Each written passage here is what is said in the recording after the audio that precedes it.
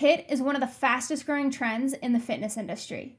It's become incredibly popular for its claims of maximal gains in a minimal amount of time, a common request in today's fast-paced world. However, HIIT's also been being bashed on for causing injuries, spiking cortisol levels, and in turn, preventing fat loss. So what's really going on with this intense activity? If you don't already know, HIIT stands for High Intensity Interval Training.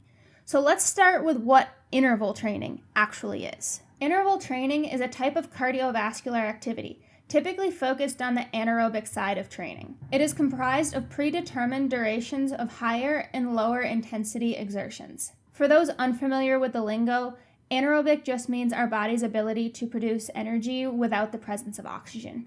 For those that want more on that topic, I'll link a video up here. Okay, back to interval training. These predetermined durations of time can be as short as 5 seconds and usually end before 5 minutes. These time intervals can also have a goal distance attached, such as 800 meters in 3 minutes. When it comes to determining what counts as a high interval and what counts as the lower interval, it's really going to depend on the individual's goal. For example, someone who wants to start jogging may start out with jogging for a minute and walking for 3 minutes to recover. Meanwhile, somebody who's much further along a running journey may run hard for 2 minutes and then walk or lightly jog for a minute to recover. The variables that we can adjust include the intensity of the high interval, the duration of the high interval, the intensity of the low interval, the duration of the low interval, the work to rest ratio between them, meaning if it's a 1-to-1 that they're equivalent. If it is a 1-to-2, that would be twice as much low interval as high interval, or a 2-to-1 would be twice as much high interval with half as much low interval. We can also change the number of rounds or the amount of time the entire workout takes. These interval workouts can be completed with just about any type of cardiovascular training that you like. Walking, jogging, running, sprinting, swimming, rowing, ski erging, bicycling, assault bike, spin bike, anything else that you can come up with. Intervals become HIIT when the high intensity interval actually reaches the definition of high intensity. High intensity is defined by reaching at least 80% of heart rate max, with some texts suggesting 85% of heart rate max.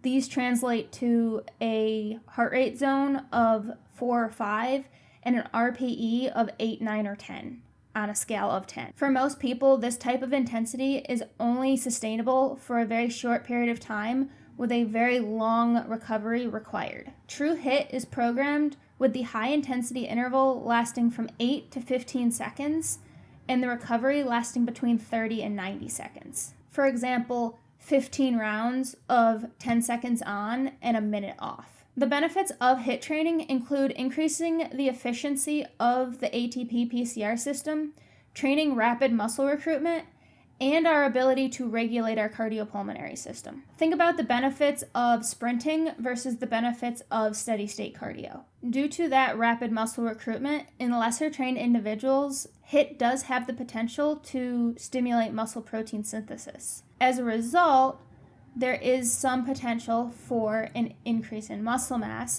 and an increase in resting metabolic rate. As for the number of calories burned and the energy sources used, it's not as different from a similar length steady-state cardio activity as many are led to believe. Let's dive into some of those metabolic calculations to see why. We'll use the example from above that was 15 rounds of 10-second bike sprints with 1 minute rest in between. For consistency throughout, we're going to use the same size person.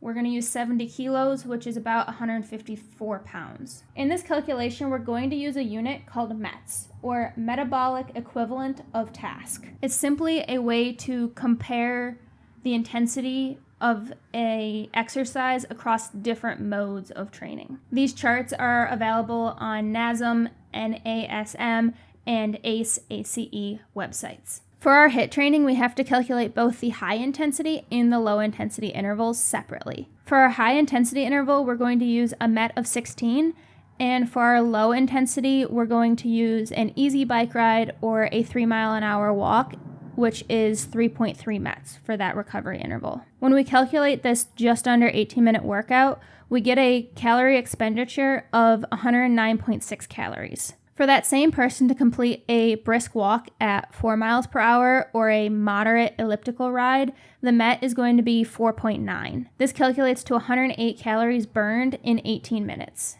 And I don't think that a 2-calorie difference is worth the hoopla of all the claims that HIIT burns more calories. When it comes to the energy sources used, we know that the body burns more carbohydrates during high-intensity activity, as carbohydrate breakdown can start without that oxygen present, versus fat oxidation needs that oxygen present from the start. To address the negatives around HIIT, any high-intensity activity does come with a slightly higher risk of injury.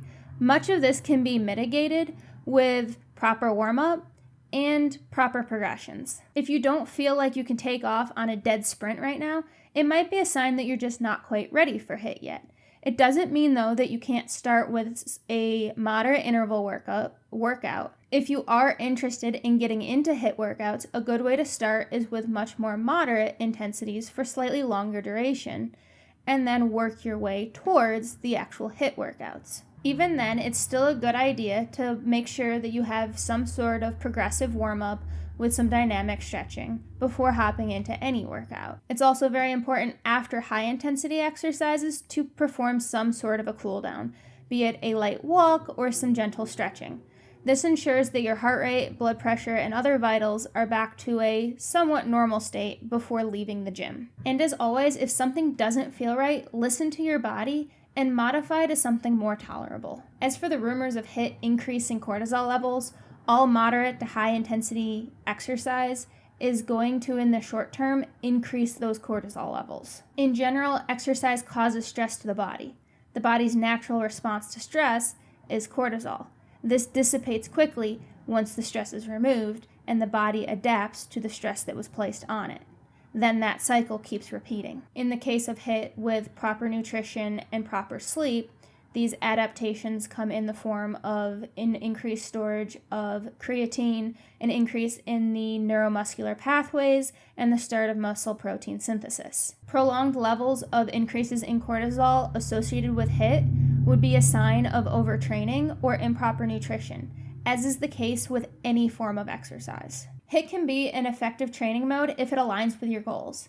It is in no way a miracle or a direct path to disaster. If you don't enjoy it, you don't have to do it. And if you enjoy it, it's a great way to get moving. For more on different styles of training, click here. For more on the energy systems we talked about today, click here. And if you found value in this content, please like and subscribe to the Iron Darling. Thanks for watching and have a great day.